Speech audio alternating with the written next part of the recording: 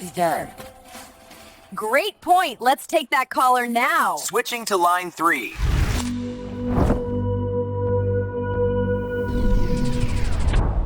Hello, beautiful people. Welcome back. We have all been there. You go to the hairdresser, you say just a little bit off the top, and you leave looking like a mushroom. Precisely. That very specific wave of anxiety, you realize the person holding very sharp implements near your head speaks a different language. It's the worst. It's not just a test of precision. It is a moment of profound vulnerability. Getting a haircut in a foreign country is, well, it's the ultimate test of your linguistic control. The mushroom look, it's that horrible moment when you just know you failed to communicate at the absolute bare minimum.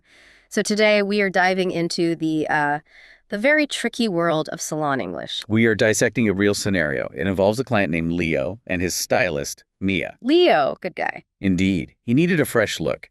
And the magic, really, is in how he used precise vocabulary to manage Mia's expectations, and of course, to avoid that disastrous, unplanned transformation. So our mission is simple. We're going to arm you with all of Leo's vocabulary so you never ever suffer the mushroom incident again. We will be defining the difference between a trim and a cut. And then what do those clipper numbers mean? I always wondered. Well, we will cover that.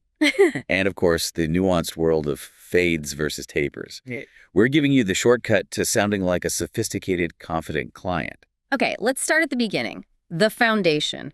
Mia opens with the most important question of all. Do you want to change your style completely or just a trim? And that's it. That's the first big hurdle. What's the real difference there? Well, that question is the fork in the road, both linguistically and aesthetically.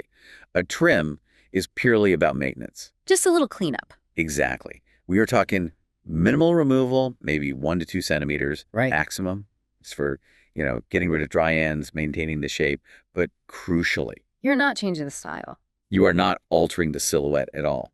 So if you're growing your hair out, you'd say, just a trim, please. It's like a dental cleaning, but for your hair. Surprisingly apt analogy, yes.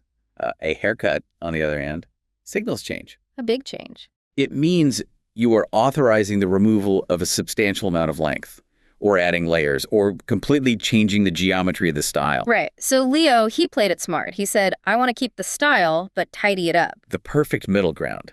It keeps the stylist focused on the existing shape, but with the understanding that he wanted the sides shorter while keeping the length on top. Which brings us to the really interesting part. Yes. Moving from general requests to concrete, measurable specifications. The clipper guard system. Okay, this is a whole coded language, right? Yeah. Leo got technical fast. He said, can we do a number 2 on the sides and back? So what is a clipper number? The number simply refers to the plastic guard that you attach to the electric clippers. Okay. And that guard dictates the precise length of hair that's left on the scalp. Higher number, longer hair.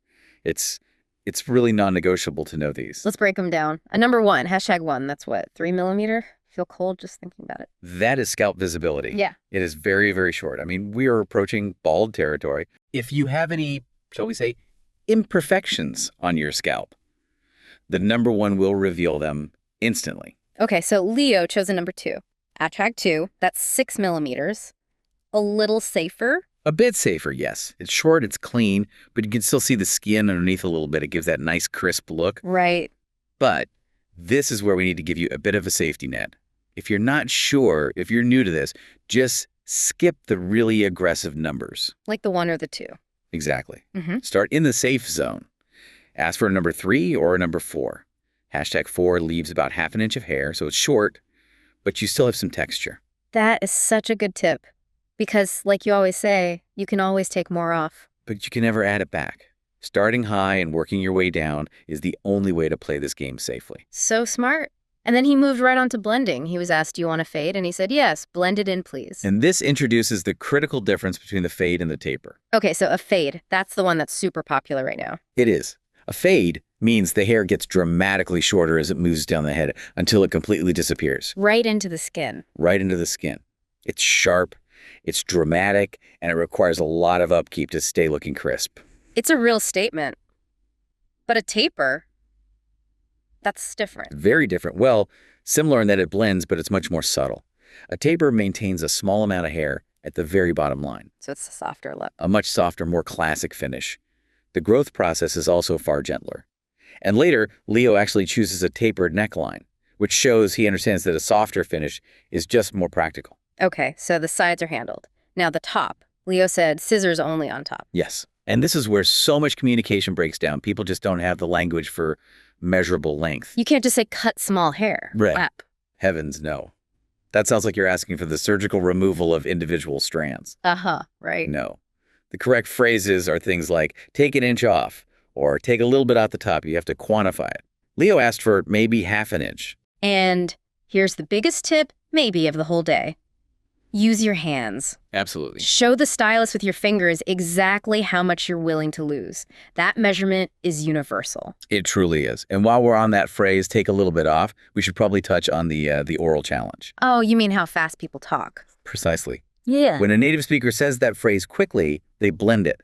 Take a little bit off. Can sound like one single sound. Like what? Like, Balbidus. Yes, that is perfect. It's not that you don't know the words, it's that you didn't even hear them because they flew by so fast. Exactly. Recognizing that connected speech is half the battle. Now moving to the finishing touches. Let's define sideburns. Okay, the hair on the side of your face in front of the ears. Correct. A deceptively crucial detail. Leo asked for them to be kept natural. Which just means they just follow the line of the hair. It means following the organic curve of the hair growth. The alternatives a stylist might offer are pointed or square. Natural is by far the lowest maintenance choice. And then the back of the neck, the neckline. Mia asked if he wanted it square or tapered. And there's our word again, tapered. A square neckline is a very clean, very hard horizontal line. It looks sharp on day one. But the second it starts to grow out, it looks messy. Immediately, the tapered option, as Leo correctly noted, looks cleaner for longer because it follows the hairline down and blends into the skin. It extends the life of the haircut. This is so useful. I feel like I could walk in and get the perfect haircut right now. Well, before we discuss unfortunate hair conditions, remember that if you are finding this breakdown illuminating, you really should be following and subscribe to Straight to English. We are quite dedicated to helping you untangle these complex communication dilemmas. Do it. Okay, so Mia noticed something about Leo's hair. She said he had split ends. The enemy. The ultimate nemesis of healthy hair. A split end is simply when the protective outer layer of the hair shaft gets damaged and the tip of the hair frays and divides. It looks like a little fork. It does. And the critical insight here is the remedy. There's only one. You have to cut them off. You have to cut them off. You cannot mend them with products, no matter what the expensive advertising tells you. A trim is often necessary just to remove that damage. Got it. Okay, now let's talk about volume. This is for people with really thick hair. The magic phrase is thin it out. A wonderful request. It allows a stylist to remove bulk without sacrificing length. They use special thinning shears, scissors with little teeth, to remove weight from the underlayers of the hair. So it feels lighter, but it doesn't look shorter. I love that. It makes thick hair infinitely more manageable. Awesome. Finally, let's clear up a big confusion, the hair that covers your forehead. Ah, yes. The great transatlantic divergence. What Americans call bangs. The British call a fringe. So I want to cut some bangs in the U.S. means. I want a fringe in the UK. Same result, different word.